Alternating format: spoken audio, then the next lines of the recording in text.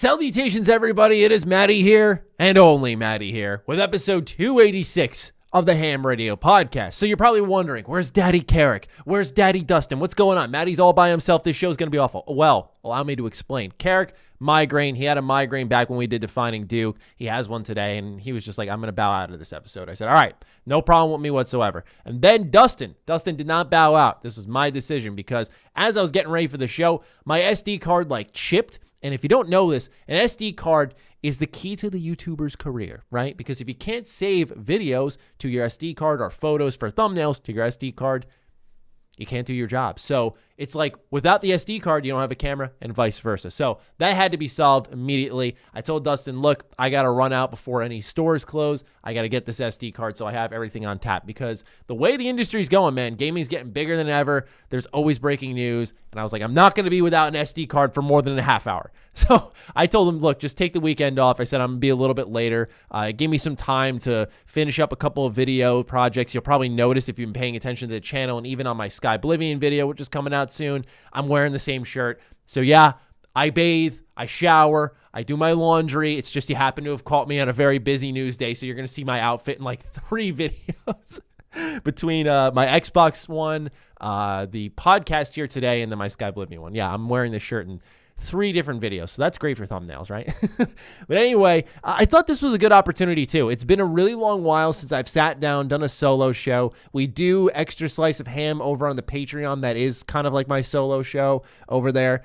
We did have Dustin hop on once. It was excellent. It was probably our best Extra Slice, but I do just like having the ability to sit down, pop on the microphone, and just connect with the audience. And I usually do it on a tighter scale, of course, over on the Patreon where you can support us, patreon.com/MrMattyPlays. That'll net you early access to this show. It'll get you that Extra Slice of Ham access, just $1. And so with that in mind, I just thought that on a bigger scale, a bigger audience, I wanted to connect with all of you. I want to get a little bit closer. I'm feeling pretty good. I had a nice, healthy dinner before this. I had a little spaghetti squash, a little rice mixed in there, a little chopped meat in there, a little bit of peas. It's pretty good. So I'm feeling solid. Got some water here.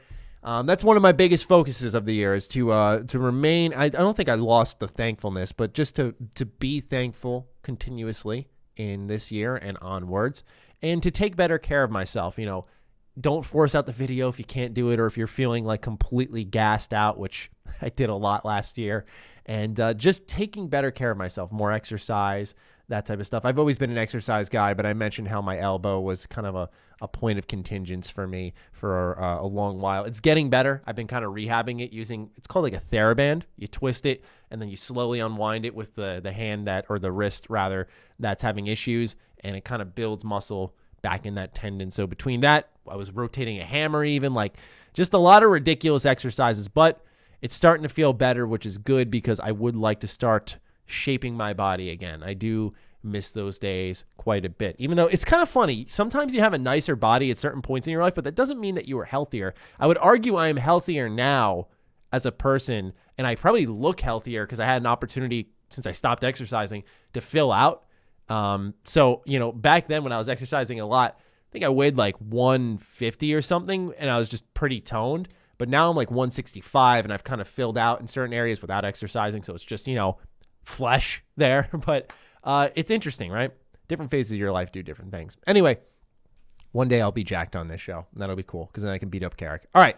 So as always with this show, we like to do the latest and greatest in gaming news. It was a pretty quiet week, all things accounted for, up until today, Friday, when we tend to record our videos and our podcasts, where, let's see here, 1, 2, 3 different bits of news came out that I thought was worth entirely discussing. So with 3 bits of news, patron questions, and just me being here, this will likely be a shorter episode than it normally is on the H.A.M Radio Podcast, a show that miraculously has pushed past the 3-hour mark multiple weeks in a row. We don't do it intentionally. That's not our goal, right? We don't want to be, not even don't want to be, we don't have this goal of, let's be the 3-hour show. We just end up doing that.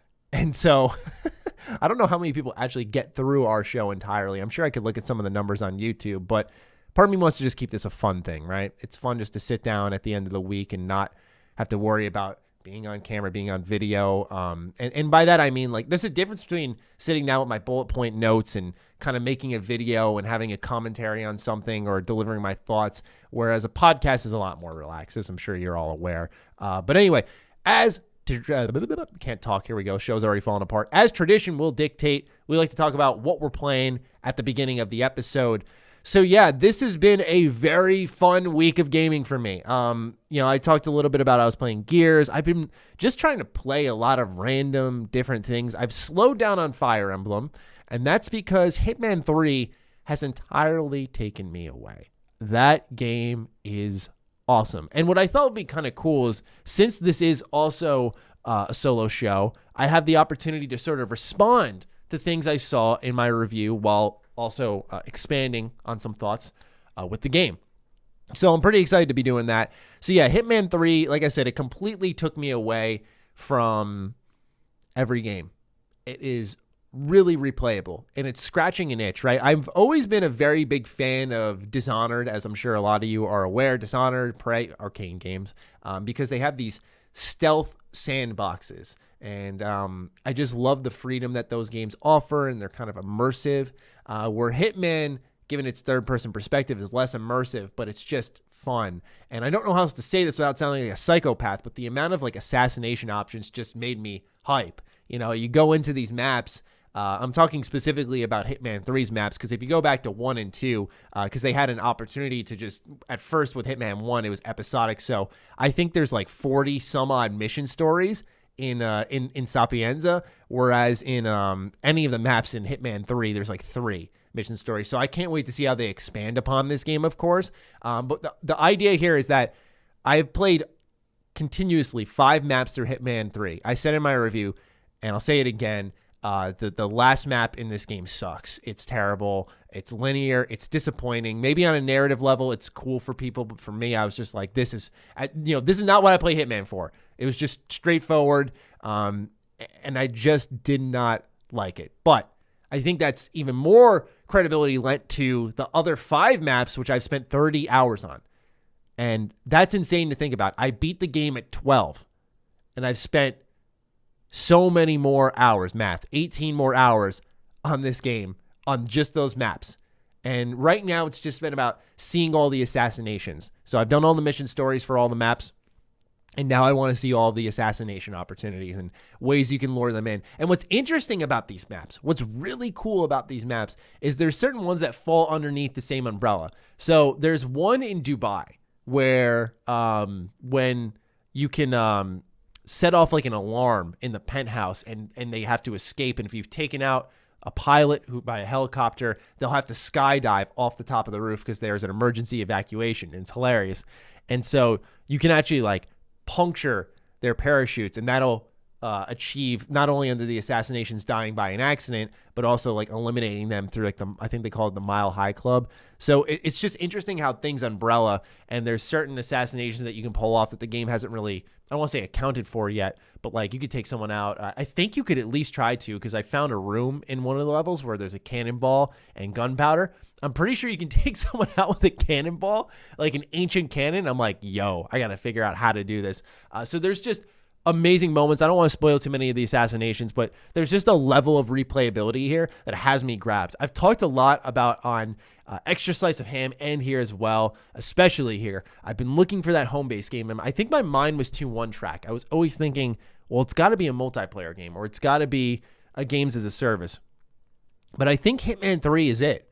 You know, normally after I finish up a review, even if I really like the game, I take a little bit of a break from it just because I was in it for so long and I want to appreciate it on a different level. And sometimes I just don't want to play it anymore, simply put. But this one, I've just continued to play. And that's not really common outside of I kept playing Cyberpunk, and it's really hard to think of other games. Valhalla, I popped back into a couple of times just out of games that have come out recently. But yeah, with Hitman, it's very rare in the scheme of things that I actually just stick with that reviewed game constantly, and that I'm almost nervous I'm going to get maybe a review copy for the Medium. Who knows how that plays out. But like, you know, just that I'm so into this game that I know it makes sense for the business here and for our Xbox podcast to get the Medium, but I'm almost like, but I'm addicted to Hitman right now. So this is kind of the clash that most creators go through when you're tied to certain games or you're tied to reviews and you want to play other things at the same time as balancing your content. But yeah, on a replayability front, this game delivers hand over fist, and it's amazing. So that's what I talked about when I said I wanted to respond to some comments, because most people got where I was coming from, but some people were asking me, how do you get best bang for your buck in 2021 when it's midway through January? And I anticipated that when I labeled my video. I was like, this is going to sound strange. But my philosophy behind this was like, let's say Game Pass gets a discount. Like that's just, I'm thinking of good values in the games industry. But let's say Game Pass goes, we're not going to charge you more. We're going to charge you $13 a month instead of $15 a month. So gaming's greatest value right now got even better. Even if there are different value packages that pop up, like Mass Effect Legendary Edition, I saw someone in the comments mention that. Like, wouldn't that technically be it? Because we kind of know what that trilogy is bringing, and we don't know really the extent of the upgrades, but it's already a proven trilogy. It's highly replayable. It's longer than Hitman. Couldn't you say that these games are actually the best bang for your buck in 2021? And of course, there is a bit of a subjective manner to it, right? There is the idea that everyone's, like for this, it appeals to me a lot. Like just going into a stealth sandbox and figuring out ways to creatively take out targets. I haven't played a Hitman game truly since the first episode dropped for Hitman 1. And I remember they being Square Enix sent me like a disc in the mail with the game, and I played it a little bit, but I just didn't get grabbed by it at the time. But now it's scratching that proper itch. But back to the value conversation, the way I look at it is that if we see better value packages pop up, and of course your value may differ from mine, that it doesn't take away from what Hitman 3 offers. At least right now on PC, heading up until the 30th, Hitman 3, if you buy it, you get all of Hitman 1's maps. And Hitman's 1 maps are significant to get for free because these had the most iteration. I think Hitman 2 probably resonates with more people than any of the Hitman games, which totally makes sense. I think 3 has some really creative maps, like some really creative mission design. I'm just talking about the Dartmoor Mansion, and I'm also talking about when you're in Berlin. I won't say more on that because I don't want to spoil too much. That was some of the feedback I got, that some people said, I like that you provide examples and tell why, but also some folks were saying that don't tell too much why. So it's a delicate balance, and I think information is power, but maybe I got a little carried away in my Hitman 3 review. But anyway, the idea here was that I feel that if you get that Hitman 1 map set for free, right? You buy it on Epic right now. It's the only place it's offered. And I know some people don't like Epic. I don't know. I've kind of moved past it. Part of it's just I don't care anymore. The other part of it is I think it's gotten a little bit better over time. And third is that, everyone's doing exclusivity everywhere. So I feel like we should tackle that as a whole, not just Epic. But that is just my 2 cents. And I really haven't dove into what's gone wrong with Epic lately, so I am speaking on a bit of an uneducated front. But Hitman 1's maps, I swear I'm going to complete this thought now. Hitman 1's maps had a chance to be iterated upon for a while because that was episodic. So they were given updates and updates and updates. And if you don't believe me and you got the whole edition like I did with all the maps complete, you'll see that Hitman 1, its maps, like the amount of mission stories and assassinations and feats and discovery, it is crazy. There is so much more than any of the other Hitman games because they had so many chances to update them. So it's really exciting on that front, and I can't wait to see what they bring to 3. But if you buy on Epic now, you're going to get those Hitman 1 maps for free. Now, that's up until the 30th, and they also have the Hitman 2 maps 80% off. I don't know. I'm sitting in this camp where I got all the maps in one package, but when I did my review, I played 2 of the Hitman older maps. I played 1 from Hitman 1, 1 from Hitman 2, because I didn't want my review personally to be influenced by them giving me the whole package. I was like, what if I was just someone who took my $60 and I spent it here on Hitman 3? What it expands into is obviously very alluring for its value here at launch, but what about the base game? And that's kind of where I reviewed it from. I did lean into the 1 and 2 maps because that is an important part of the Hitman, the vision of it all. So for me, that's why I put the title. I thought it was the best bang for your buck in 21 because there are going to be other great deals, but I don't think it takes away from Hitman 3 being one of the best offers that you can get. So that is why I went with that title there. And I try to, when I create my reviews, I try to take a title or a belief, which I'm like, this is some of the best value you can get, and kind of craft a review around it. But also part of it, and I do get wrapped up in this admittedly sometimes, is you want to just be very to the point. best value, right? Like good value, great value. You just want to make sure that people get the point quickly and then check out your review without obviously feeling baited. So that's something that I can admittedly get wrapped up in. But like I don't have all of the headline space to be like Hitman 3 offers pretty great value when you look at retrospective releases like Cyberpunk 2077, which kind of scammed a lot of people. It's also highly replayable. Like the video is the place where I'm able to fully explain it, and the title has to kind of represent the whole point I'm trying to drive through that video. That's just general content creation. But that was a question I got a handful of times. And I think it's a headline that's going to age just fine. So I'm not really concerned, but I know I did get some questions on that. It's an excellent game, though. I do keep going back to it. I really appreciated what IO Interactive did with it. I think being able to carry your old maps into Hitman 3 from 1 and 2 is cool, especially because some AI stuff was updated. So I saw a couple of people writing in saying that with Hitman 1, because you have the AI in 3, if you take out someone in the mirror for an assassination, if the person's looking in the mirror in Hitman 1, something that they didn't originally have, they'll actually see that thanks to the AI updates in Hitman 3. I thought that was really cool, right? That changes how you play the game, and it kind of levels the playing field across the board. So you don't have to think like, Hitman 1 doesn't have this, but Hitman 3 has this. So it almost remasters effectively 1 and 2 because these are great games. They have great gameplay mechanics and replayability as well.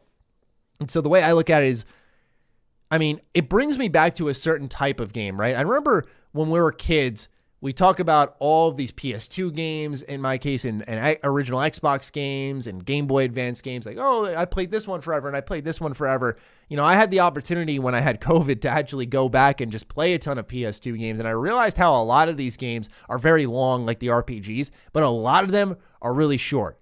I beat a couple of PS2 games pretty quickly within like the same day. You know, it's kind of funny to think about, right? But this does bring me back to that type of, you know, older gaming style where I didn't feel like it was holding anything back from me. Like I just could keep sinking into this level and replaying it. Dubai last night before, I think, what was it? Thursday. Yeah, Thursday. Last night, I played Dubai for like 3 hours straight. I just kept going back in. And I'm like, is this going to start to feel old and wear me down? And eventually I was like, all right, I'm going to go switch it up.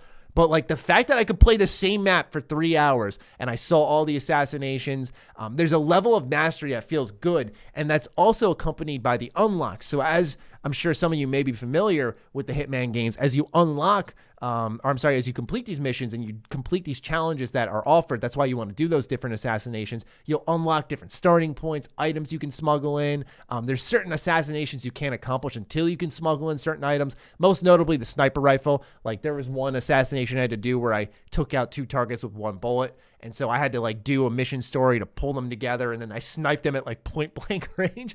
And there's just ridiculous stuff like that. It's funny because the universe is so grounded, but at the same time, it's so wacky. And some of the ways you take people out is just ridiculous. So, pardon me, I'm going to have to pause sometimes as I ramble to drink some water. Remember to stay hydrated, folks. Let's all take a drink together. Hold on.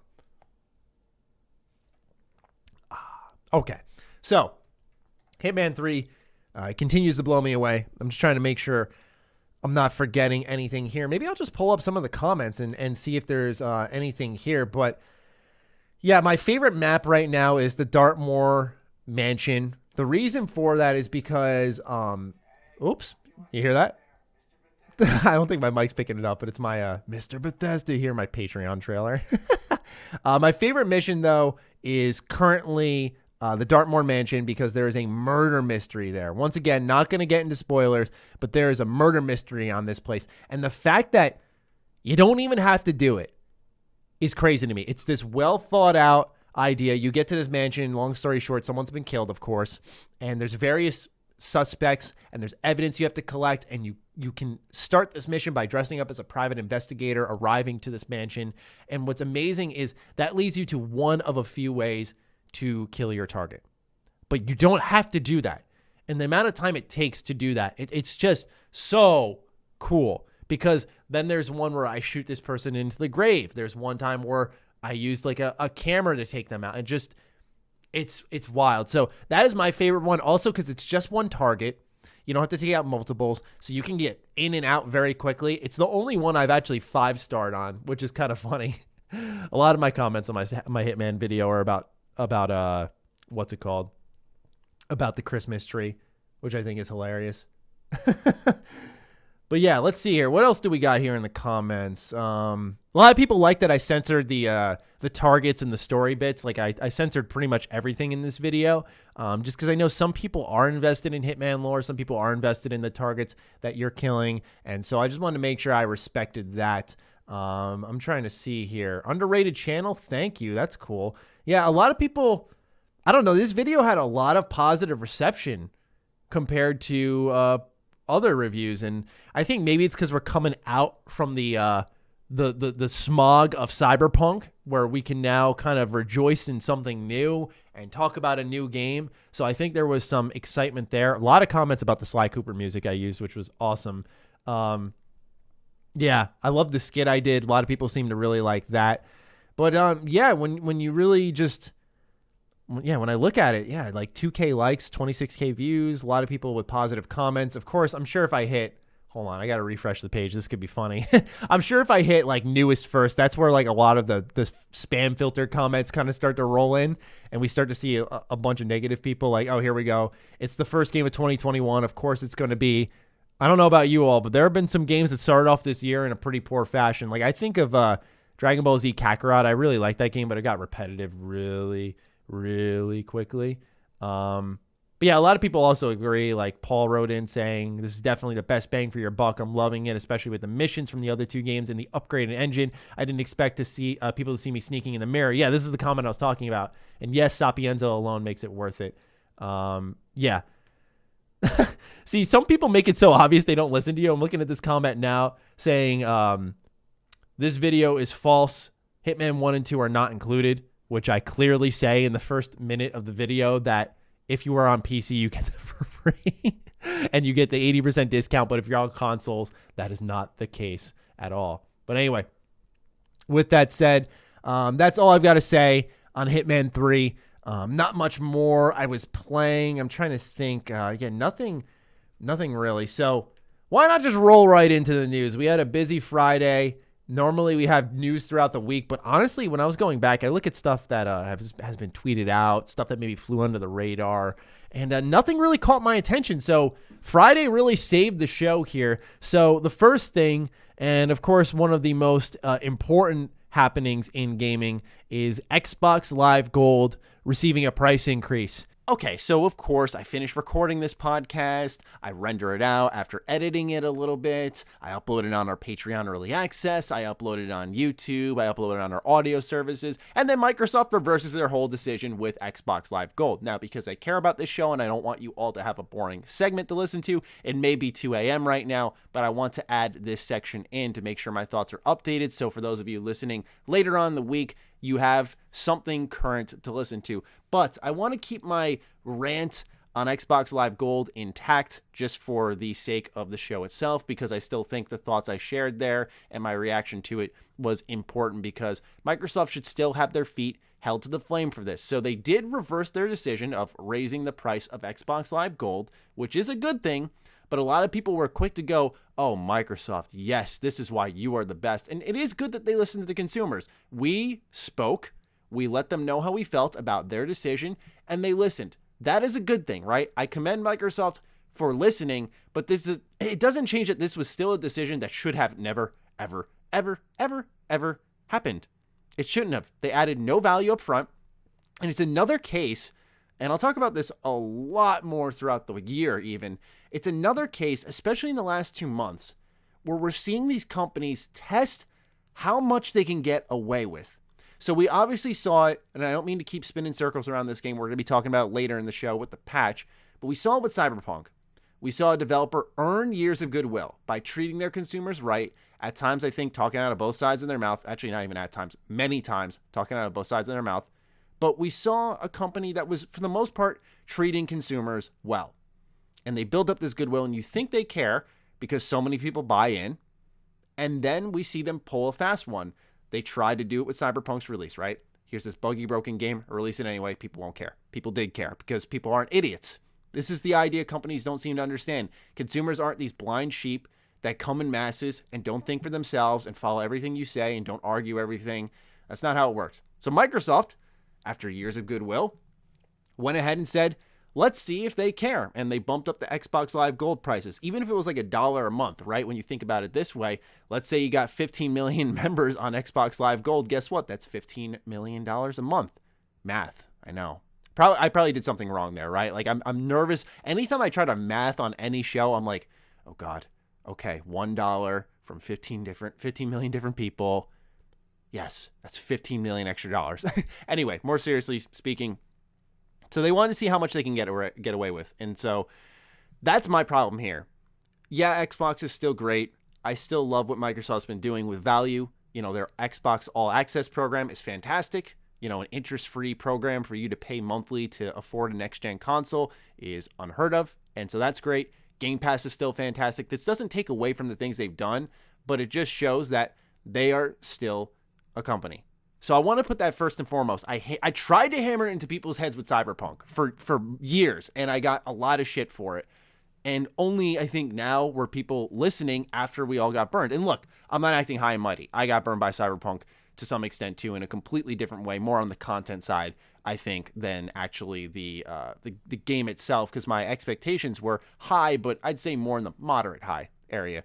But anyway, that's what's most disappointing to me, was Microsoft, who has tons of money. They did not need to do this, and they still went for it. It's a little worrisome. It definitely is. But the good news is they did respond quickly. I like when a company responds swiftly. They don't drag it out. I'm going to make a sports analogy here, but for those of you who pay attention, New York Mets signed a GM. His name is Jared Porter.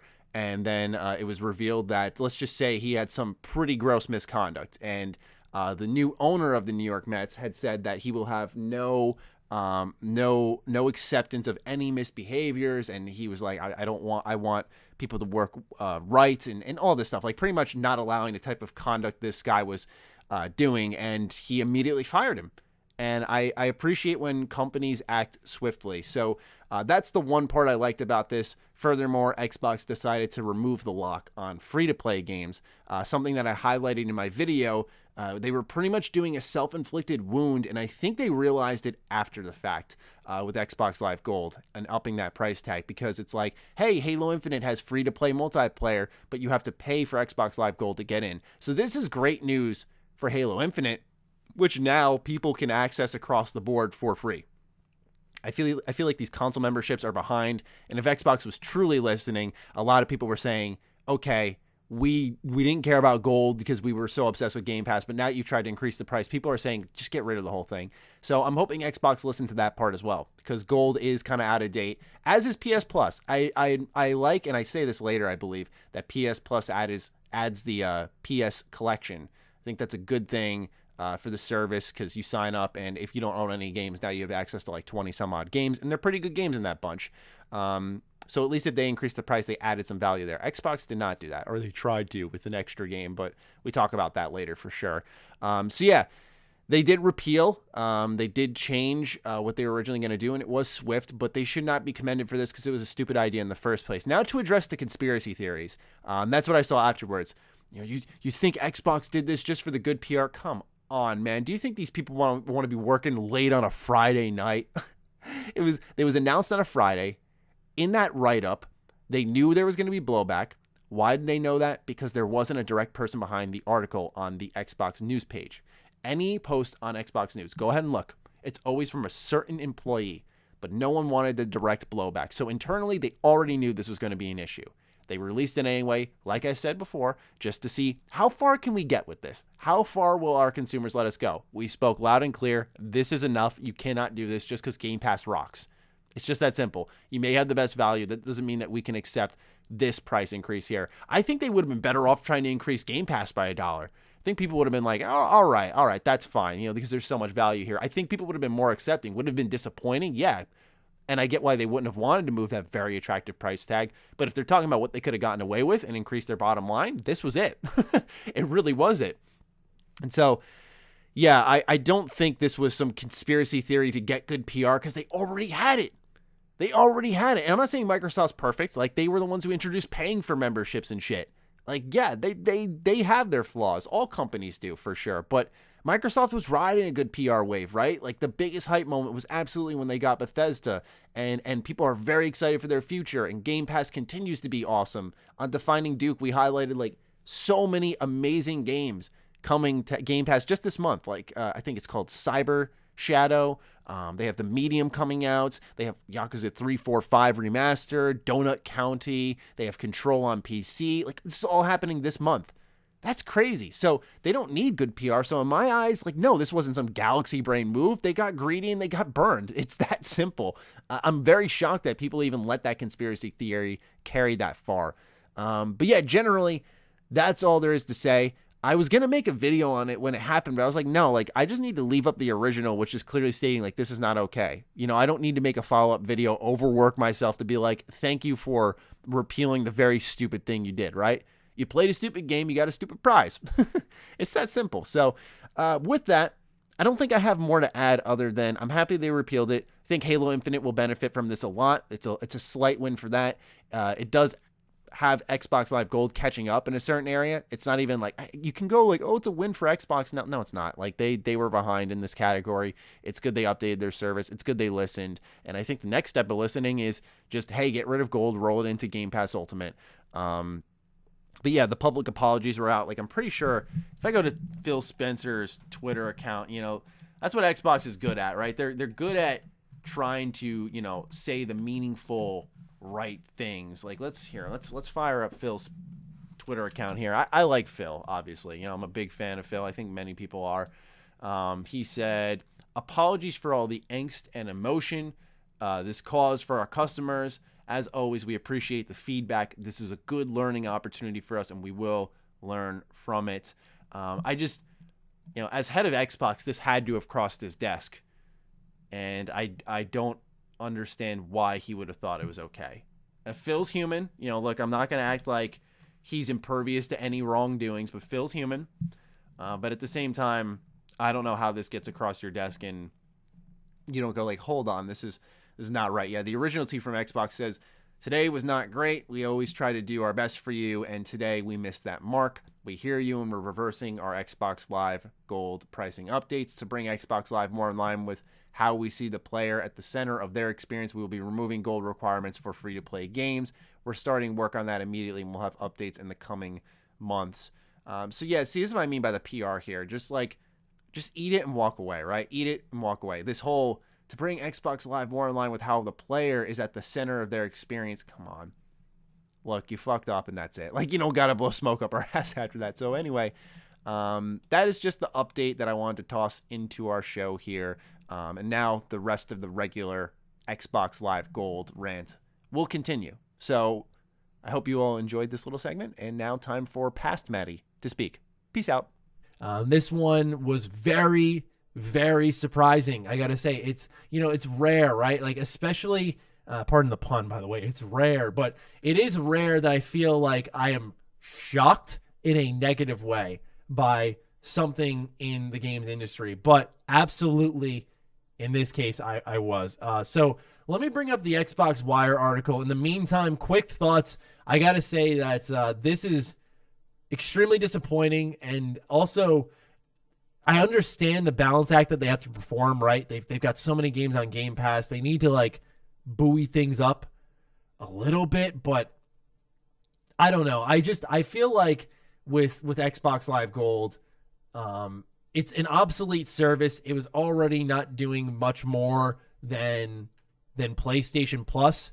And all Microsoft did was increase the price and not add more. At least you can say PlayStation added the PS Plus collection, which could have maybe justified their own little price hike, even though now they're saying, I think it was towards the end of last year, Jim Ryan said that they were working on some type of Game Pass competitor, which will be interesting to see how that goes. But anyway, on the Xbox News website, they wrote how pretty much if you're an existing online 12-month or 6-month member for Xbox Live Gold, there's no price change. The price of 1-month Gold membership is increasing by $1, and the price of a 3-month membership is increasing by $5. Now, this is misleading because if you look at the full price tag, you're paying $11 for a month, $30 for 3 months. Pardon me. I just had dinner, as you can tell, and $60 for 6 months, which makes it $120 for a whole year because they ditched annual memberships. Now, what's obvious here is they're trying to push you towards Game Pass Ultimate. I said this in my whole video. Game Pass Ultimate is the best value right now in games. Funny, this whole podcast is just talking about value. Game Pass Ultimate is really the best value, I think, in gaming right now. And even though Xbox Live Gold really sucks at this point, it's funny because now they're owning like one of the most overpriced services in Xbox Live Gold, which is, like I said, $11. You spend $4 more, you get Game Pass on PC, Xbox, your phone. You get that whole library of games. You get Xbox Live Gold. So in Microsoft eyes, either you're saying that Xbox Live Gold truly is worth $11 or Game Pass is worth $4. So I don't know. I would take it as more so Game Pass is an $11 subscription and $4 extra for Gold. But, you know, it's just interesting because what they're doing here is trying to roll you into Game Pass Ultimate to make you say, what the hell is this? No, I don't want to pay this much. Okay, I'll pay a couple extra bucks and I'll get Xbox Game Pass Ultimate, which, oh, wow, look at all these cool deals. It's to get people off of Gold so they can eventually axe the service, but they're trying to just milk it dry for what it's got left. What's funny here is you can tell that they're wearing it all on their sleeve. They might as well have came out with a picture of the shirt on their shirt just saying, fuck Gold, sign up for Game Pass, because they say, if you'd like to upgrade your Gold membership to Xbox, oh my God, why can't I read? If you'd like to upgrade your Gold membership to Xbox Game Pass Ultimate, your remaining Gold time will also convert directly to Ultimate up to 36 months.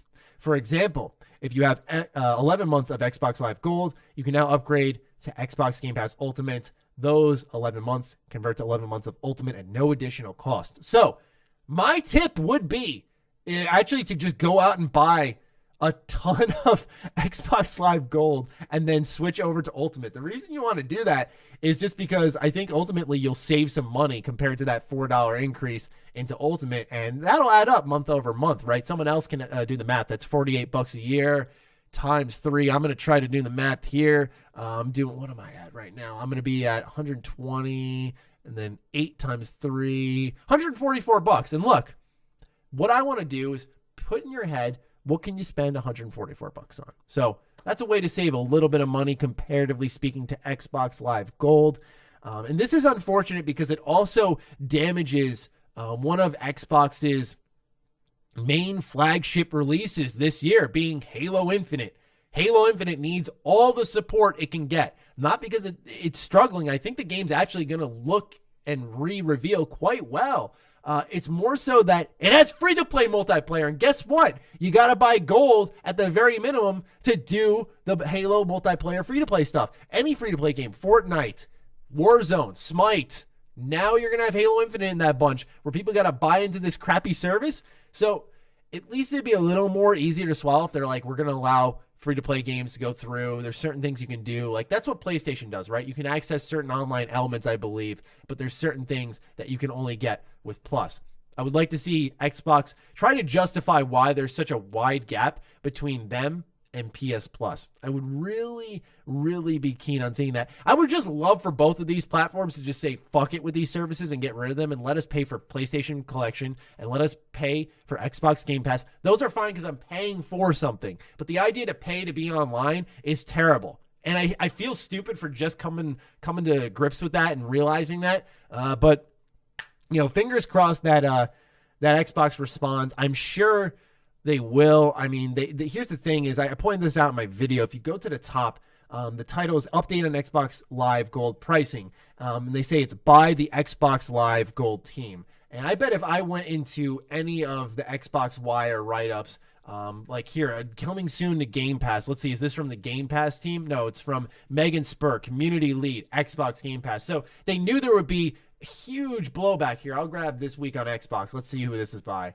This is by Mike Nelson, Xbox Wire editor. Yeah, so point being is they knew there would be a ton of blowback, and they were just like, okay, everyone, hide. We're the Xbox Live Gold team.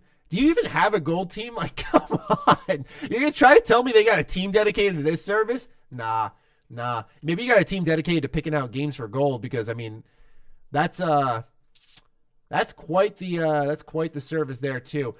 So yeah, that's the other way they've tried to justify this price increase. They said they're going to give us more for games with gold. So I'm looking right now, and they're saying games with gold, $104.95 in value with 5,060 gamer score. So you get Resident Evil HD, you get Dandara, you get Gears 5, you get Indiana Jones and the Emperor's Tomb. Buy that game or download it. Sorry, not buy it. Don't buy it. Download it. Really good game. And you get Lost Planet 2. Lost Planet 2 is actually fire. So this is actually a good collection of games, by the way. But I'm sorry, I'm not going to sit here and pretend like an idiot. Oh, now I'm going to pay all that money. This is it, right? Like 3 Xbox One games, / Series X games. Great. That's good, right? That's more of that. I would like to see them, if they did this and said, like, it's because we're expanding our backwards compatible initiative, there's legal hoops we got to leap through to get the rights to redo some of these games and get them working on our hardware. Like, if there was something like that kind of added, just what I'm looking for here is that added value to justify a price increase, right? And what they're doing is saying we're giving you one more game per month when you have Game Pass, which gives you like hundreds. And that's the issue, is that Gold was like, all right, I guess, in the idea that you had PlayStation Plus. They were both kind of doing the same thing. Here's a free batch of games a month. Here's your online enabled service, whatever, and all that BS. But now with Game Pass, it just kind of wipes out what Gold is doing. At least right now with Sony, and they packaged in PS Plus Collection. And I don't know what they're apparently doing with their Game Pass competitor, but right now they're in an okay situation where they've added value to that subscription fee, where if it got bumped up, people be like, okay, well, we got PS Plus, we get the games every month. Now we got PS Collection. So if you're new to PlayStation, you sign up to that, you have a whole batch of games to dive into, and good ones at that. Like Bloodborne's on that list. Hello, Bloodborne. But with Game Pass, it has pretty much cannibalized what Xbox Live Gold is.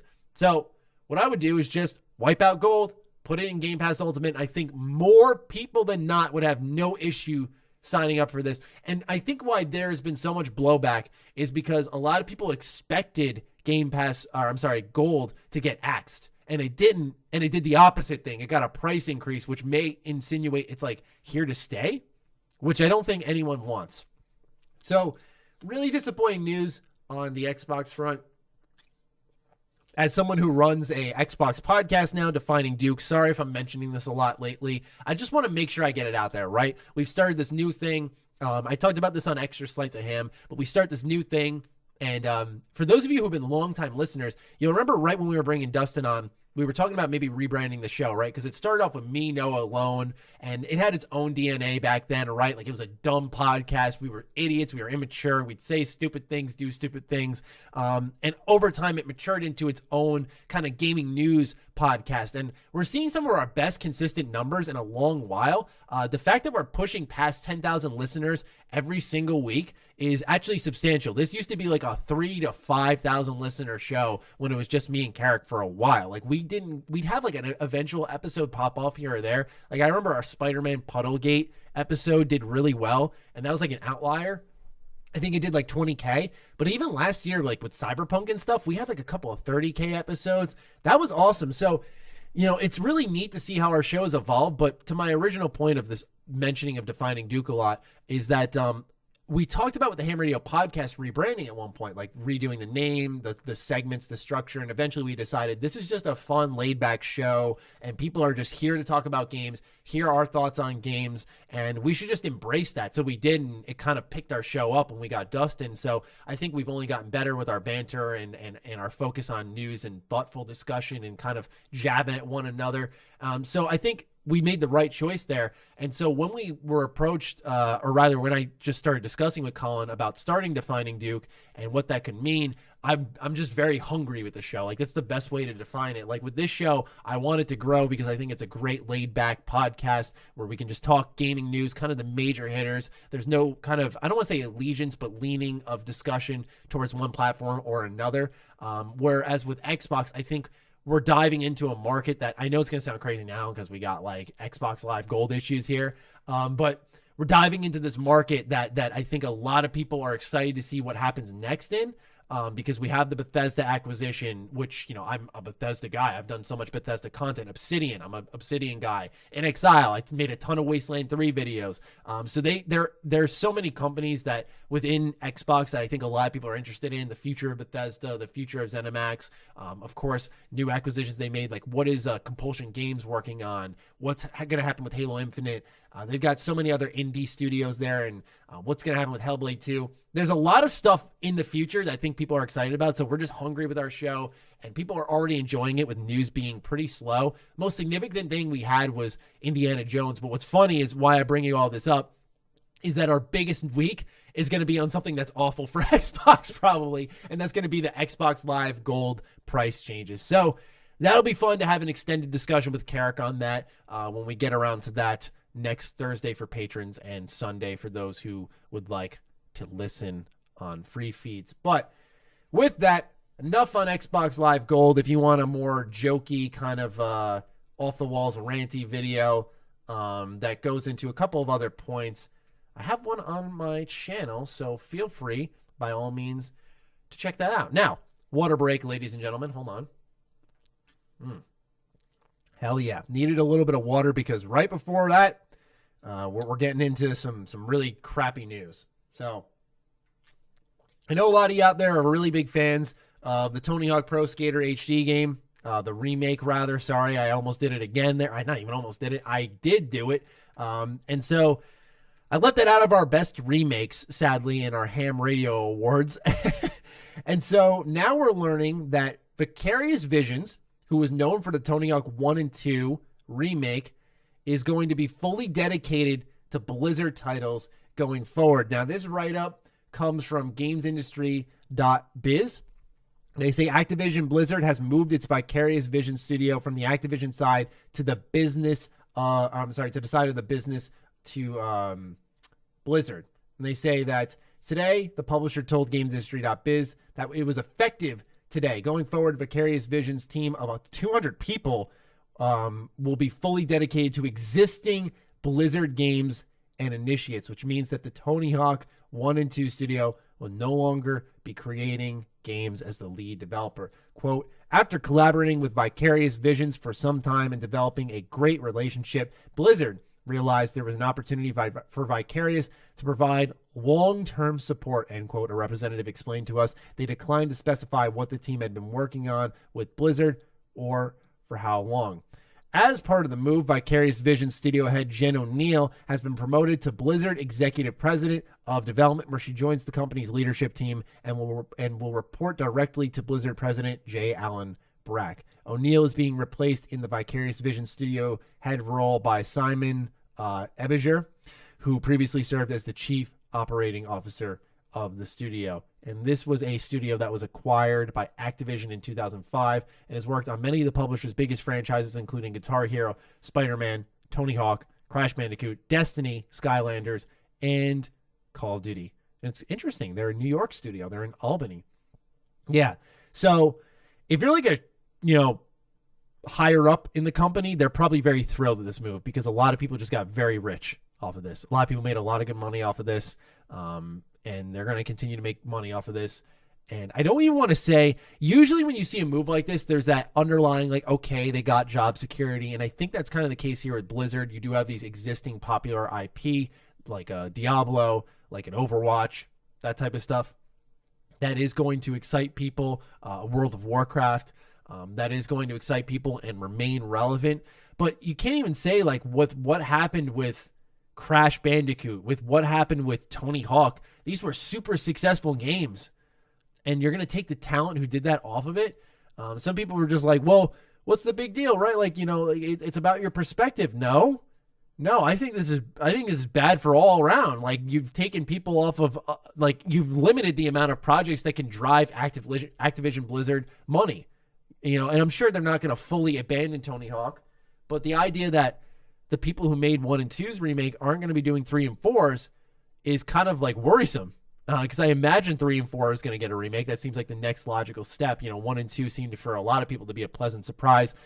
Pleasant surprise that I sadly kind of ignored, didn't really talk about it, didn't play it. And I think it's just because I haven't had an itch for Tony Hawk. I'm more of a Skate 1 guy. I love Skate 1's camera perspective. I love all the shoots that you can do to get sponsors and all the customization and finding your own spots within an open world. That just vibes with me a lot more than the arcadey nature of Tony Hawk does, although I did grow up on these games, and they are really good. I just found this very disappointing. I mean, there's not much to add to it other than I think that this will give people security. This will make a lot of people a lot more wealthier, and it'll leave a couple of series that were doing well high and dry.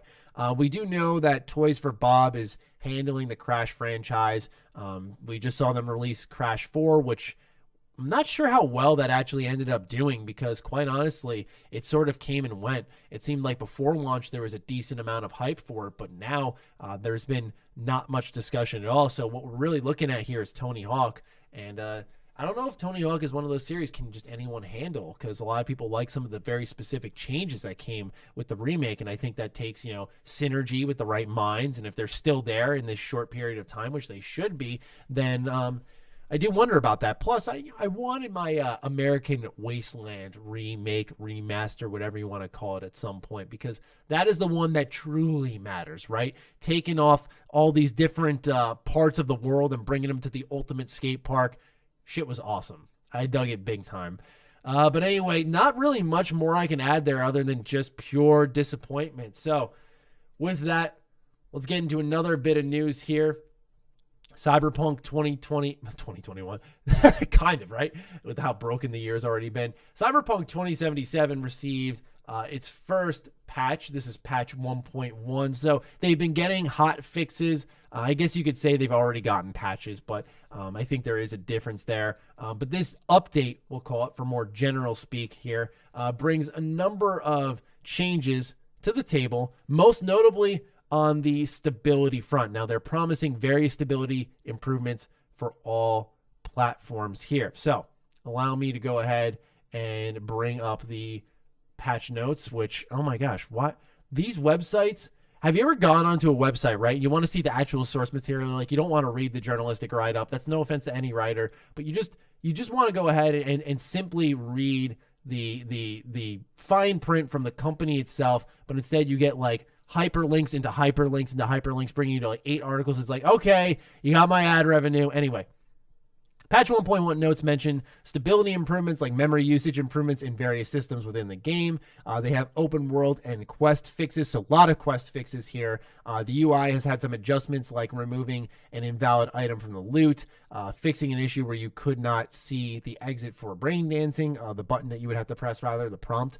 Achievement fixes have been brought. Some visual fixes have been brought into the table. A couple miscellaneous ones like addressing an issue that was responsible for saves getting oversized and trim the excess size from the existing saves, but this will not actually fix any corrupted save files. So some of you out there may know already that I made a video on Cyberpunk 2077 having a huge save bug. In fact, just given the timing of where we were with our show and how we needed to have episodes ready for while I was away, I decided to actually just hold off on a podcast entirely and instead upload that video, because I was like, yo, even if you're liking the game, which I imagine a lot of people did, even if you're enjoying it though, you can end up breaking your own game just by playing and enjoying it. So what's great here is that they have indeed fixed that. They also fixed an issue where input could stop registering upon opening the weapon wheel and performing an action, which would definitely really suck if you were in combat. Fixed an issue where the continue button in the main menu, this one's hilarious, could load an endgame save. How the fuck does that happen? Read that again, Maddie. Fixed an issue where the continue button in the main menu could load an endgame save. What? Think about that. Imagine you're like halfway through your playthrough, you hit continue, and suddenly you're at the end game. Like, where in the end game? That's fascinating. There are also PlayStation, Xbox, and PC specific fixes, as well as Stadia. Stadia got some fixes as well. You know, the system that seemingly has one of the better versions of Cyberpunk, which is kind of funny. It got some fixes, so that's good and all. But yeah, ultimately patch 1.1 dropped. I will have a video on this, or by the time you're all watching this, I've already had a video on this. So yeah, it's just one of those things where I'm crossing my fingers that CD Projekt Red really figures it out, right? You know, I have made it no secret. I really have no problem saying I like that game a lot. Cyberpunk 2077 was awesome in my experience. It was such an awesome game, and it's just that all these problems have made it so difficult to talk about the game and its merits, and that's, you know, rightfully so, right? It's a busted ass game right now, and so of course the conversation should be there. I hope that people do get to experience it, and I hope more so that people are open to experiencing it. I totally get, by the way, I don't say this like I don't respect if you don't, but I just hope people are open to experiencing it, because I think there is something worth playing there. But if people don't, I totally get it, because CD Projekt Red burned them. Burned everyone from reviewers to content creators to press to consumers. Everyone in the path got scorched. Literally. That's no hyperbole, right? From the hiding of the console copies to the bugs and glitches to the barely functioning versions of the games to forcing it out for corporate to now the exposés that have been dropped by Jason Schreier highlighting the internal chaos, we'll just say, with this game. And then the apology videos, and now a patch fucking roadmap, an update roadmap. Like, that's embarrassing, man. That's what it really is. And so it sucks, because underneath all of that, and I hate when games are like this, right? Because I remember with Battlefront 2, when that came out, right?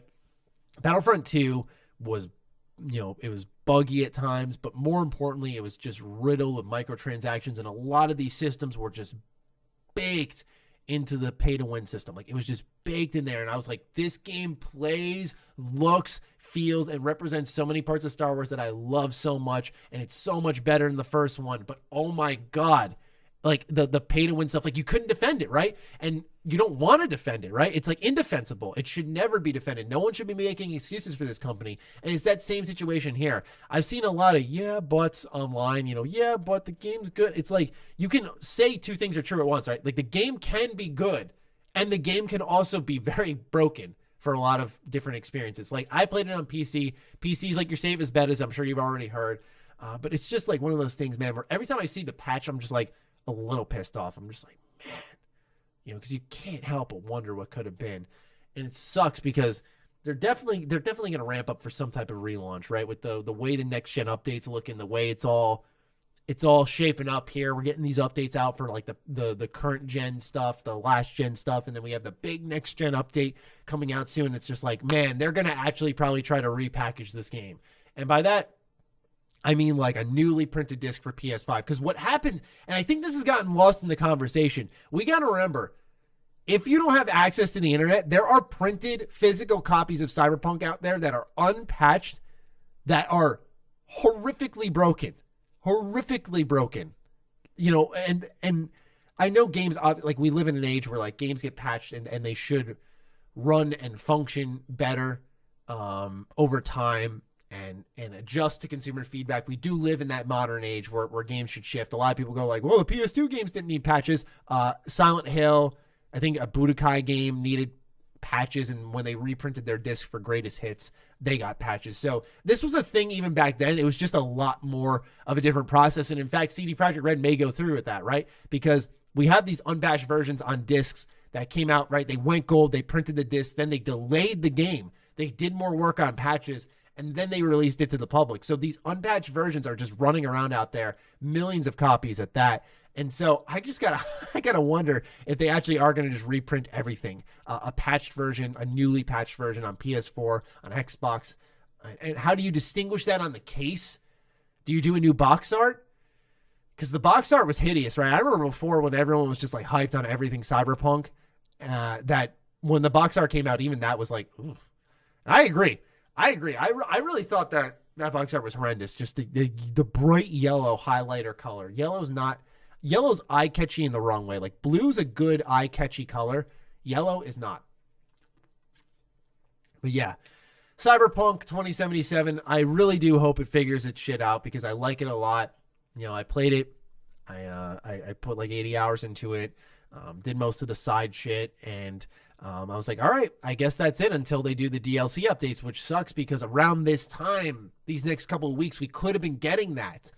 But instead, we're getting updates and patches, and then we're going to get all the DLC. And what's interesting, another thing people aren't considering here, is that the DLC, based off the timelines, dropping sometime in like maybe in April, maybe in May, March, the earliest.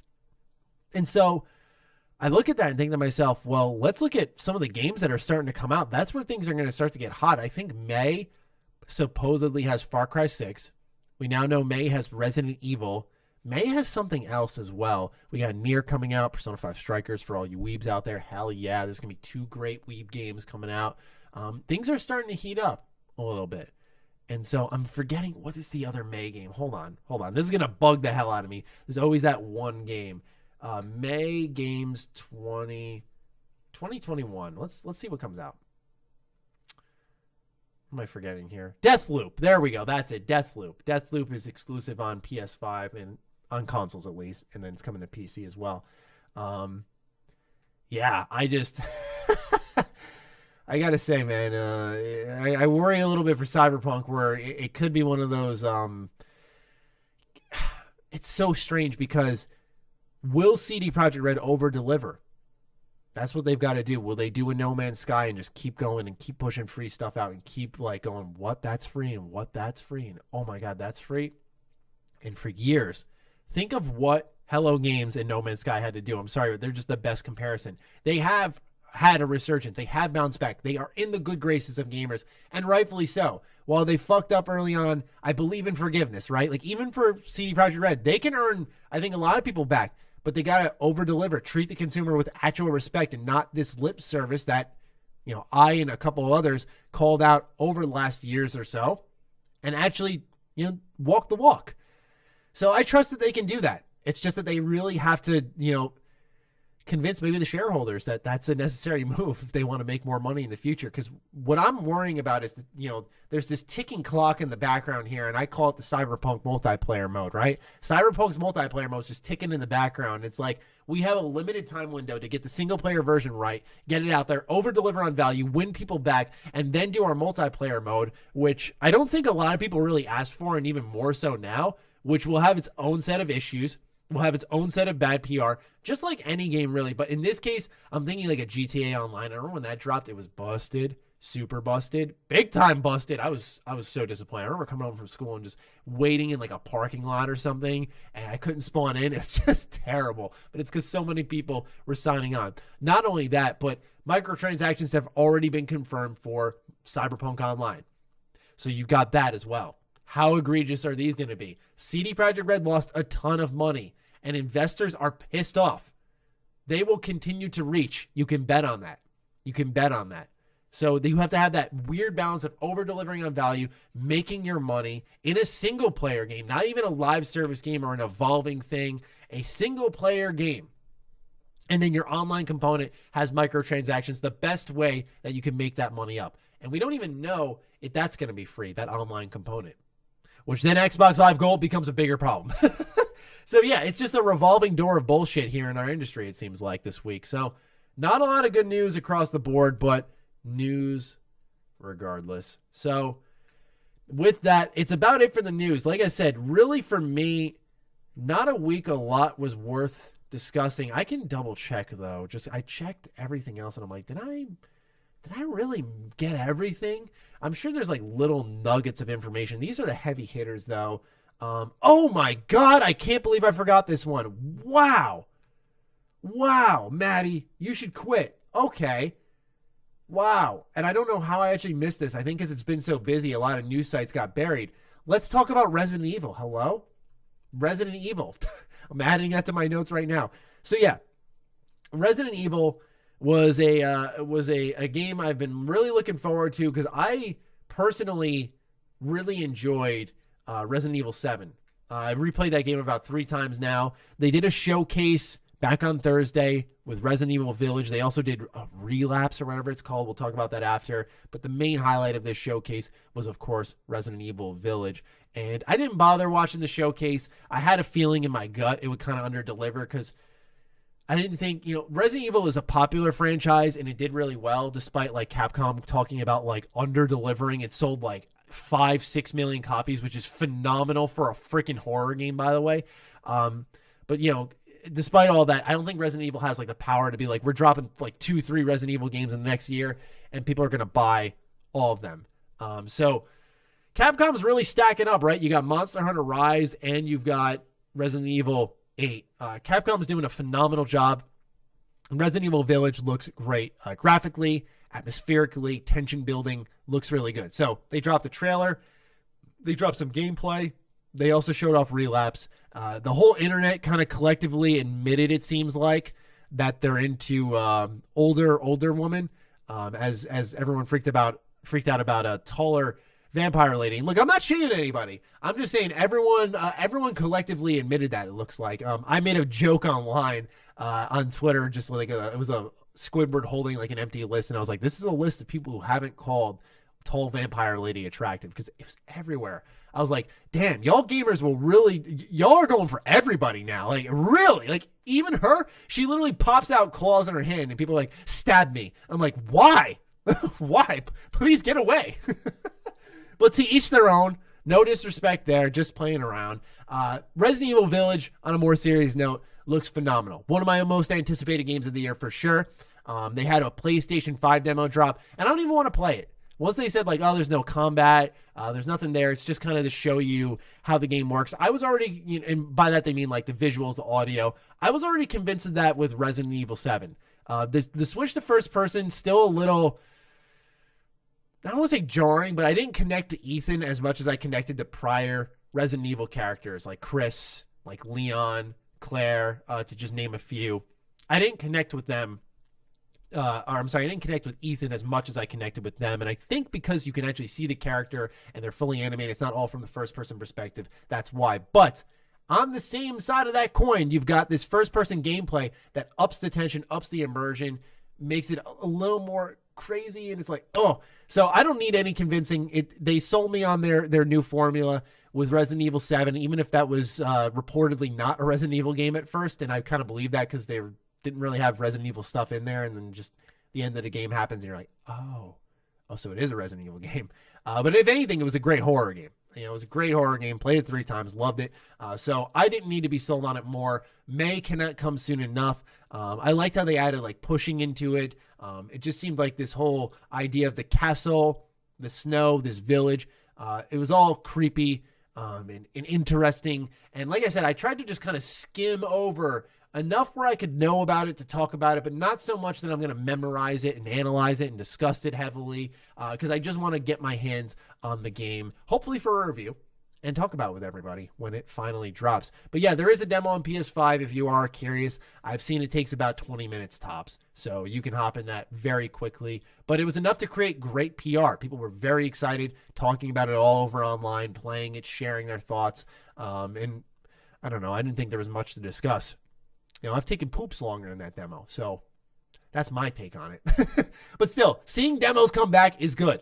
It's so weird. As we ushered ourselves more into the digital age, you thought demos would become more prevalent and like free trials, like Bethesda did free trials I remember they did one for Prey, and I was like, this is cool.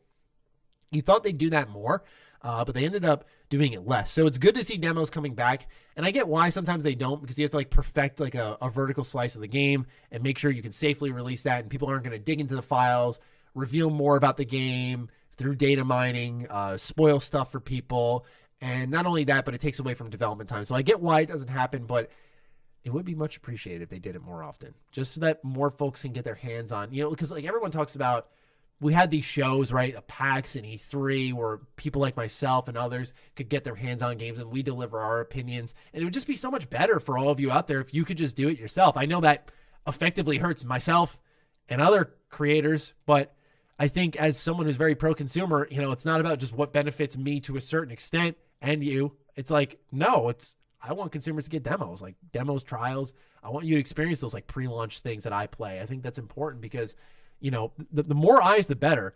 the conversation always evolves beyond the review, right? The review is like, this is what we feel day one. This is what, people are saying day one. And then consumers get their hands on the game. And that conversation evolves as more standpoints are thrown in, more people play the game and see different things and showcase different things that others may have missed. It's just the nature of all those discussions. So I hope that down the line, more consumers can get involved in some way and that companies don't try to spin it in some type of PR thing. So with that, those are my thoughts on Resident Evil. Now we can actually get into the patron questions in good conscience. Apologies for nearly forgetting that. Not good by Mr. Matty, but it's been a full day. I've recorded 3 different videos. I'm doing a podcast now. Fortunately, I'm not feeling like super exhausted. I think it's because I got good sleep last night. Good 9 hours of sleep. So, as always, before these new segments, when I'm doing this by myself, we take a drink. Good stuff. All right. So, let's see who wrote in first. Red Eyes, White Wolf. Hey, guys. I recently revisited a game from my childhood. The Fairly Odd Parents Breaking the Rules, and realized while playing that I had definitely remembered it differently. I still love it for nostalgic reasons, but it has not aged as well as I once thought. For my question, is there a game from your childhood that you were nostalgic for that upon revisiting did not hold up as well as you remembered? That is funny because that game I loved as a kid, but I looked at one screenshot and when I saw Timmy Turner's model, I was like, oh God, that was not as good as I remembered. So a game that I played and I have nostalgia for that I went back to and it wasn't as good as I remember.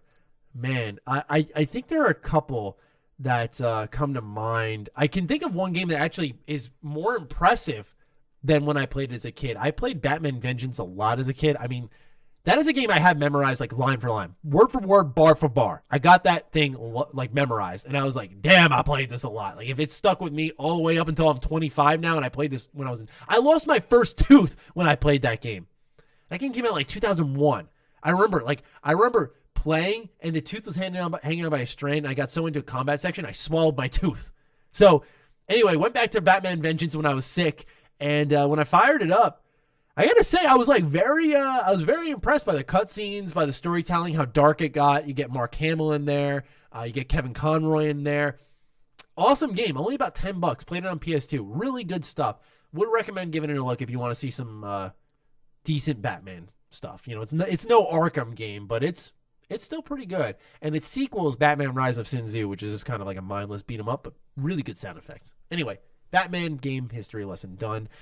So. A game that I've played that was not as great as what I once remembered. So there is a series that I really like a lot. I still love because of nostalgia, kind of like you, Red Eyes. And that's the Champions series. I love Champions of Norath, Champions Return to Arms. Maybe some of you haven't played those games and you've played instead Baldur's Gate, Dark Alliance 1 and 2. They're these Diablo-style beat-em-up games. You drop loot. You equip it, and you just keep cycling out equipment, leveling up your character, and it's good stuff. It's good stuff. But when I played Diablo 3, the Ultimate Edition, whatever the hell they call it now, and the abilities they've got, and the flow to the gameplay, and the amount of enemies they send your way, and how much more balanced it is too, or a Torchlight 2 as well, those games just kind of like walled off my full enjoyment of Champions of Norath. I played like 10 hours of it when I was sick, and I love it. Just for nostalgia, and it's such a great time. It's a great couch co-op game. Really recommend it if you can play it with like a loved one or a friend. Really good time. But other than that, playing it single player just reminded me, wow, games have come a long way. I think a lot of people don't realize how much nostalgia plays a factor. I really don't. I think oftentimes people are like, back then games were incredible, and I'm like, I spent 30 hours on fucking 5 Hitman 3 levels. What do you mean? I played Batman Vengeance and I beat it in like 5 hours. It's a short game. Like games were very short back then because now we're seeing more budgets, more evolutions, patches, and all that stuff come into play, and gaming's bigger than ever. I don't know, man. Blows my mind. I will say gaming can get less inventive nowadays. You come up with one idea and you got 80 people who are going to follow you. Breath of the Wild, Battle Royale. That type of stuff does happen. But when a new idea is, brought to life here, it's pretty good. It's pretty good stuff, especially with all the tech and money that it seems these companies have access to. All right, next question comes in from Chris Cozy. Hey, gents. Only me. Slightly more serious question. My brother has been scammed playing multiple games over the years, and it takes a toll on his mental health. I know that it's part his fault for not being careful, but it's also sad. There are people out there who take advantage of others who are passionate about games. Do you have any thoughts on how online gaming can be improved to mitigate this? Also, have either of you been scammed? If so, how do you cope? This is an interesting question here. Of course, I have to say this. I just have to disclose this. Like, I'm not a therapist or some type of mental health advisor. I'm not like a substitute for any type of professional. So just keep that in mind, that this is my opinion on the matter and not like a professional take by any stretch of the imagination. But do you have any thoughts on how online gaming might be improved to mitigate scamming? So yeah, I got scammed in RuneScape one time so badly that someone got my password. Like, I've been scammed before, and it's very upsetting. And the only thing I did was like kind of double down. And just when I hopped on my account, I grinded and got my shit back. I remember someone, like, I fell for the oldest trick in the book. Like, hey, you want free rune trimmed armor? Yeah, sure. What's your password? I'll sign in and transfer it for you. Instead of me going, why don't you trade it to me? He signed on to my account. So I signed on to my like random excess account, ran to him. I was like, hey, stop. I'll report you. And of course, Jagex did nothing. The bastards did nothing. Didn't replace my items. Just let me get scammed openly. But anyway, I was an idiot. I handed out my password. They hacked me. They took my stuff. And so I just signed back on and ended up using, my friends would help me out. We'd all farm together. Like, we'd go farm cowhides and stuff. So I don't know. I would just say, Chris, that's how I dealt with it. I just went back and played the game. I don't know how online gaming can be improved in that way other than like having more involvement from developers overhead. And at times I don't know if that's good or bad. Like, I think we should absolutely confront toxic individuals, people who are ruining the game. And I think scamming can fall under that. But I don't know if you're talking like in-game scams, like, hey, you took 5 gold from me, or in my case, I lost all my items in my inventory, or you mean like real money, real scams. At the end of the day, yes, I have been scammed. The way I coped with it, I was very upset, but then I just kept playing the game, So that's how I would personally approach it, Chris. Best of luck in your battle. Mac the Knife writes in, slap my ass and call me Shirley. Love, love, love the Finding Duke. I lost my shit when I saw that announcement, as I'm a big fan of Xbox. So listening to your shenanigans focusing on Xbox was like butter on a breakfast toast for me. Wow, very descriptive hype there. 2 quick questions. Number 1, Maddie, I know you mostly focus on RPGs and a few off-the-wall ones here and there. Have you ever played Elix Outward or Pathfinder Kingmaker? I feel like they all fly way too low under the radar and deserve some love. They have jank, but they are enjoyable. Okay, so Elix have not played. That's one that I had on my list for a while to do like a retrospective review, but I never got around to it. I just don't think now that I look at it, there's enough interest in it. Like some of my most successful retrospective reviews have been Divinity, Original Sin 2, KOTOR, and Dragon Age Inquisition. So I'm very picky. I like to choose RPGs to re-review. I could have done one for Outward. During my little Christmas break before I got sick, my friends and I made a bet on Outward. It's a funny story, actually. We bet $15 both sides, whoever beat it first, and which is stupid because this is a long RPG. You could work like 8 different work shifts and make like triple this money. Not triple this money. You get my point, though. You make a lot more money just by working. But we were like, all right, it's a co-op game. Let's play Outward and let's see who wins first. Outward is solid at first, but that game has horrible combat, and horrible damage balance. The bosses in that game are terrible. I understand the appeal of Outward and its survival aspect, its world, its music is great, but that game is fucking terribly balanced. I did not really like that game as we wrapped it up. Unfortunately, we lost the bet because my 2 friends threw their entire life away on Christmas Eve while my buddies and I were out, with our family, girlfriends for Christmas Eve. My friends actually threw their whole Christmas Eve away just to win a bet. So I happily paid them $15 and took my life W. As for Pathfinder Kingmaker, this was one I was looking into for a while now, and I'm sure at some point I'll eventually make a video on that. But yeah, It's interesting. I when you say, like, I know you're focusing mostly on RPGs, I have such a weird channel when you really look at it, right? I think I am clearly the RPG guy. Like, when there's a big RPG, I'm probably right on top of it talking about it already, and before that even. But then I have like news and I do reviews. It's really cool. I love what I do. I'm happy that people follow me, because I look at other people who get fucked by the algorithm, and I certainly do at times, but I'm just happy that, a lot of you are here to support me. But yeah, right now, next on my list, for those who are wondering, for retrospective reviews, is Dragon Age 2.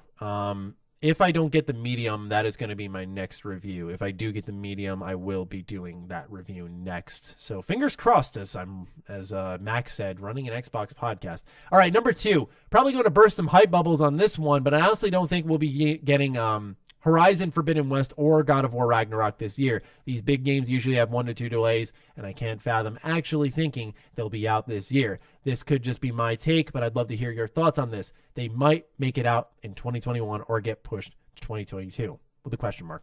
So I think Horizon is going to make it out. I do not think that God of War Ragnarok will. Here's the thing, is that it's just based off its reveals. God of War was like a little logo, and people were like, oh, God of War PS5. And I'm like, dude, there's literally nothing there. I got excited by like the tease ending thing in God of War on PS4, like the kind of hidden ending that you can unlock. But Horizon had a full trailer. And so I think, I wonder sometimes if these games are going to embrace their delays almost, so that they can be so far apart from the PS4. They can be like, let's go next gen only. Because for me, my hype for PlayStation is kind of sunk a little bit outside of Ratchet, because I want to play games that are built for my new console. I know that's not a feasible business strategy, but that's what I want. And all I've gotten with that so far is Demon's Souls Remake, which was like 15 hours long. I beat it, and I kind of moved on just because the game's they remade it, but they didn't really update a lot of stuff, so it's very old. So for me, I'm very excited for Ratchet, which I definitely think is getting a delay, because they said it's releasing within the launch window of the PS5, and here we are heading into February, and there's been no word on that. Now, understandably, Insomniac's probably overworked right now. You just did Spider-Man PS4 2 years later. You just dropped Miles Morales, which had great reviews. And afterwards, you've got Ratchet and Clank on PS5. So I imagine they're going to back this one up a little bit, just so that they can have the other releases breathe a little bit. But for me personally, I'm in agreement with you on God of War. I think Horizon gets out, though, because I think when I'm PlayStation, you got to know Xbox has Halo, and I know they're going to have more this fall. Xbox is going to start unrolling their packages this fall. I don't know if that's Hellblade. I don't know if that is Starfield. I believe, based off literally what I've heard directly from sources, I believe that Starfield is coming this year. And I said that even beforehand. I think a lot of people don't understand that Starfield's been in development since really after Fallout 4, conceptually speaking, but it's been worked on a lot longer than people realize, and I think it has a really strong chance of coming out this year. I don't know if it's next gen or cross gen. I don't know any of that, but obviously Starfield, if it's exclusive, that plays into Xbox's thing. So if I'm PlayStation, I want to get one of these big heavy hitters out. And I think God of War, because here's the thing, right? They got Returnal, you've got Ratchet, and you've got Horizon. So you can kind of spread these out throughout the year. I know Returnal isn't a big one for a lot of people, but Housemarque is a great developer. They make great games. So Ratchet's a big one as well. If you got that a quarter way through the year, Returnal a little bit. I think Returnal's in a month or so. I think it's in March maybe, but you got that. And then you've got Horizon at the end of the year. That's pretty good. And that's not accounting for Destruction All-Stars coming out exclusive on PlayStation 5 and a couple of others where I think PlayStation's in a good spot, and they just need that fall heavy hitter, and I think it's going to be one of these two, not both, though. I could totally see God of War Ragnarok being a kind of spring 2022 title. All right. Unkempt Hawk writes in, really loving everything you guys are putting out these days. Just wanted to thank you all for the awesome content. Thank you. You don't have any idea how far your kind words go. So I haven't jumped into Hitman series before, and after seeing Matty and Karak review Hitman 3, I'm very interested. Just wondering if you guys think 3 is a good place to jump in, considering I likely won't have access to those maps from the previous 2 games. So Unkempt Hawk, I kind of answered this already, but I'll just add in here that I do think you'll be fine. You won't have, obviously, as much content, like just naturally speaking. Like, you won't have Hitman 1-2 maps. I don't know what platform you're playing on. If you're playing on PC, you will have access to Hitman 1's maps within the next number of days up until the 30th. But if you're playing on console, yeah, you will have to pay for those. And that does kind of suck. But at the same time, I don't know how else to say other than they pay for themselves, especially like the 1 maps with how many updates they've got, and 2's maps. There's like, I think like 7 of them. Like there's a lot there. There's 21 in total if you go across all 3 games.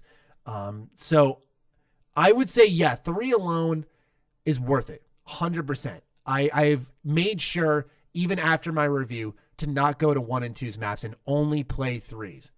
You know, because I just want to make sure, of course, not even make sure, I was already confident in my opinion, but to further emphasize, like, this game is on its own very good. It's very replayable. I can easily see myself squeezing 50 hours of just those maps before actually diving into 1 and 2. Will I do that? Probably not. I'm kind of keen to move on to them after 30 hours, but there is still more to be seen. I still haven't done every assassination for a number of the maps, and I want to do that first. So I could probably put 45, 50 hours in just to see all the assassinations. That's crazy. It is crazy. So I think, yes, 100% on its own, worth it, especially because it's polished. None of it. My experience had to like pop in once or twice. Nothing worth mentioning though. And they already had a patch that came out day 1. It was nothing worth mentioning. So just to reiterate, Unkempt Hog, I can imagine this will be in my Game of the Year discussion. It's 100% on my list already. I know some people are like, oh, once again, it's mid-January, Matty, stop. But like, you just know when you really like a game. Like, you know when you got a special game. And for me, that's Hitman 3. Number 2 from Unkempt Hog, Matty. Any updates on what you think of the High Republic book? I remember you mentioning it on the previous podcast. Just curious. Unkempt Hog, I'm going to make a request to you. Follow up next week. This week got very busy for me, as I'm sure you can tell, based off on the news videos I had to do, and I was rearranging a lot of my coverage with the Frontier and, of course, the Hitman 3 review. So I did bump back reading the book a little bit. I am going to start it this week, though, and because I know you're going to follow up with this, I'm trusting you're going to follow up with this Unkempt Hog. I will make sure I read it just because I'm going to feel the pressure from you. So I'm putting this on myself and on you. All right, let's keep moving on. Know It All writes in, but first, Matty All needs a drink of water. All right. Hey, guys. I'm working on a couple of videos at the moment, and I have plans of starting up a podcast with some buddies of mine. My first question this week is, if you could go back and give yourself a piece of advice when you first started out on YouTube, what would that advice be?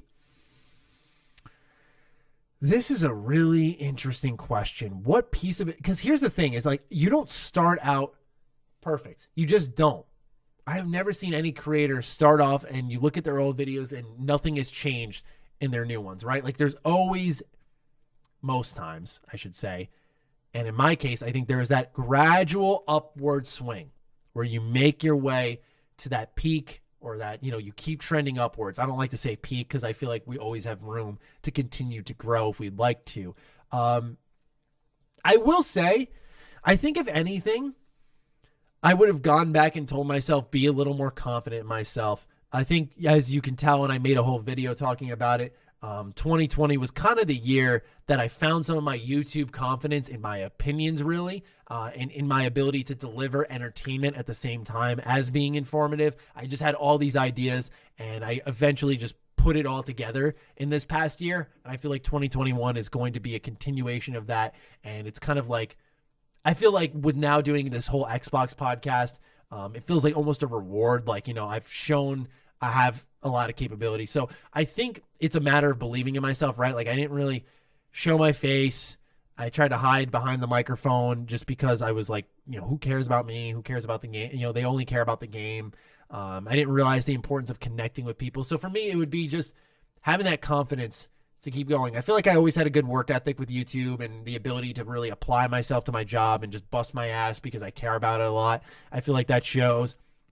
You know, other things came a long time. Like, you know, a lot of people obviously know this, but, you know, I started YouTube way back when I was a teenager. You know, I was a youngling. Technically, I've been doing YouTube since I was in 6th grade. But if I go back to like when this channel and G27 status, which there's only one video on that now, but when I go back to that stuff, of course there are things like I just needed to grow up. Like, I was very, very immature, and that just needed to go. And that needed to but there needed to be time for that, of course. And so I needed to just better myself as a person. And I think my audience's understanding and willingness and desire as well. Some people were vocally desiring me to get better as a person. Not like I was a piece of shit, but I'm just saying I was very immature and I said and did stupid shit. It's just that simple because I was just a teenager, man. You're always an idiot when you're a teenager. I've met very few who are wise beyond their years outside of my best friend who, I grew up with the kid, right? So he was wise beyond his years, but in some ways I was, but I think enough so to mature a bit quicker, but it did take me some time. So there are things like that. I think it's just don't rush, man. Just you're better off putting out the content and just learning how to be better over time than not doing anything at all. So that would be it for me. All right. This looks like a new face. Crickix writes in, if you don't read this question on the next podcast, I'll think mean things about you for the rest of my neighbor's life. He's 98 years old. Oh my. Wow. What are your thoughts as a panel on the Grounded game? The devs have been steadily adding new features and updating the game. Do you guys see big success for the game in the future, or will it be overshadowed and forgotten by other games coming out? So this is a great question. I think Grounded is excellent, especially for how it launched in early access. It's just a testament to how fucking good Obsidian is nowadays, and they're just getting better. Because they were known for bugs for a while, but now with the way Grounded launched in a mostly I shouldn't say mostly, but not as, pardon the pun, buggy of a state as most early access titles. And then you have the Outer Worlds, which, funny enough, was praised a lot for its polish. Obsidian's kind of changing the narrative on themselves. So I appreciated Grounded a lot at launch. I have not played it since I made my video on it because I was waiting for new features and updates to come out and for them to kind of do that full launch, which is apparently coming this year. That is when I plan on returning personally. But I do see big success in the future when they do that announcement hey, this is the full game coming out. Because it's Obsidian, I think it will get its own attention, and because it's Xbox and it's a builder game, I think it will get its own attention. Also, who's worried about getting their soda watered down from too many ice cubes? Just drink the damn thing and you won't have to worry about it. Who takes 45 minutes to drink a glass of Coke? I'll tell you who. Children. Fucking men. That's what I said, right? I said just drink it. Just drink it. Thank you. Thank you for writing that in. That was the best submission yet. Natural Calamity writes in, question. The only thing stopping me from playing certain games on my Switch is no achievements for my games, such as Skyrim and such. So my question is, with Xbox and Nintendo being as close as they are, will they ever get achievement support and possibly cross-save? That would be cool. Great idea. But I don't know. Xbox has kind of said that they want to keep things in their own ecosystem. If they do get it on Switch, I would imagine they have to find out a way for achievements to be supported through that streaming, because I don't think it would do anything natively. But I'm the same way at times. I really wish Switch had some type of, not the in-game challenges, achievements. Listen to feedback and add them in and do them retrospectively. They have so many popular ass series that I would definitely go back to and replay if there were achievements and trophies or whatever they want to call it there. Knowing Nintendo, they'd call them stickers or some crap. Remember this moment. Remember this moment. They'll probably call them stickers. Next question from Natural Calamity. I'm a drummer. Would I regret it if I didn't ask, if I didn't ask you gentlemen, would you want to start a band? Me on the drums, Matty in the back doing some techno weeb shit, Dustin on guitar and singing, and Karak in the back with his Death Hounds as they sing the classics, and we will be called the H.A.M Radio Ravers. Sure, man. Why the hell not? I'm not really musically inclined. I think if anything, probably be good on the keyboard, which may fit that techno weeb shit. Last question from Natural Calamity. For months, I've been looking for good Bluetooth earbuds for my new Galaxy 5, but I've been perplexed and can't find anything good. I tried Apple headphones, broke. Skull Candy headphones, broke. Yeah, those are terrible. And $20 earbuds because I'm just lost. I know Karak is into audio, so what is your recommendation? Which should I get? I need your expertise. So, obviously, Karak not here. I know this company does a lot of sponsorships, but Natural, I would look into Raycon. Now, They did at one point. I almost had a sponsorship with them, but we ended up going with Crunchyroll instead, funny enough, because it's like an agency, for those who don't know, that contact you, and they have a bunch of brands. And I was like, look, I'm way more passionate about Crunchyroll, and that's way more natural for me to recommend than headphones, which I've heard good things on. And I actually don't own a pair, but I have a friend who did buy a pair, and there's so many YouTube affiliate links out there and discount codes. You can get one for really cheap. And two of my friends actually have gotten their own pair, and they use them at the gym, and they have really like them. So I'm pretty sure you can use those on your Galaxy 5. I would double check, but that would be my suggestion. They kind of look like AirPods, but they're a cheaper version of them, and people seem to really like them. Okay, 2 questions left here. Coach Blue writes in, Hola, how do you guys see game development length changing in the future? With new and improved technology, do you think that devs will be able to make games quicker, or will they take longer to make because games have increased complexity? Asking from a technological standpoint, not counting other factors like increasing a studio's size. Stay sexy, stay active. Hell yeah. All right. It's interesting because I think what happens is as we see technology progress, and we see certain things change in game development, like a studio size increase, I don't think they go, okay, now we can get this out quicker. It's like, what can we do with all of this power, all of this tech backing us for that same length of time? So typical game development length, 4 years, we'll say. 4 to 5 years for a big game. Take the new tech and apply it. Would they want to just squeeze that out in 3 years? I think they can get more of those things done and then fit more into their game. So I think if anything, games could technically get bigger. That would be my interpretation of how it's going to trend. I don't think they're going to shrink down dev cycles. But what we saw with Unreal Engine 5 and the way they could scan objects into the engine, that will save time. But it's like now maybe instead of seeing one asset, which is this cup here, if you're watching the video version, it's this cup here with all these pens in it. Instead, they render in individual pens and they have their own physics and it's in this cup. That would be kind of my interpretation of it. The little things will go a little bit further. And that'll be interesting. I think the key point here is, though, games do not need to take less time because we've seen what happens when they do. There's never been a good indicator that quick development has worked out. Unless it's Fallout New Vegas or KOTOR 2. But those are some of the best games of all time. So clearly just blessed games from Obsidian. All right. Last write-in comes in from Paco Luigi. Sorry, I stuttered on your name there. Greetings. Last minute write-in to get the stomach juices going. What would your death row meal be? Best Paco. What the death row meal? Paco, come on. You're better than that. I'm kidding. But last meal I'm gonna eat pizza. I love pizza. Pizza puts me in a happy place. So that would be my choice. Not much to go on there, right? You're about to die, right? I mean, just give me something, man. Doesn't matter. I'm not pooping it out. I'm just going. I'm eating it, and that's it. So that would be my meal. And with that, those are all the patron write-ins. Thank you all so much for writing in, having passion for our show. Let me just go back and make sure I didn't miss anything. Doesn't look like I did, no. Nope, I did not. Okay, just wanted to double check. That'll do it for this show, though. Thank you all so much for writing in. Thank you for supporting the H.A.M Radio Podcast, whether it's a solo episode or old host, new host. Thank you for supporting us. And with that, I will catch you all in episode 286. If you got this deep, use the hashtag #RideandSolo. We'll do that. Go ahead and do that. And with that, I'll see you all very soon. Stay sexy, stay active. I love you all.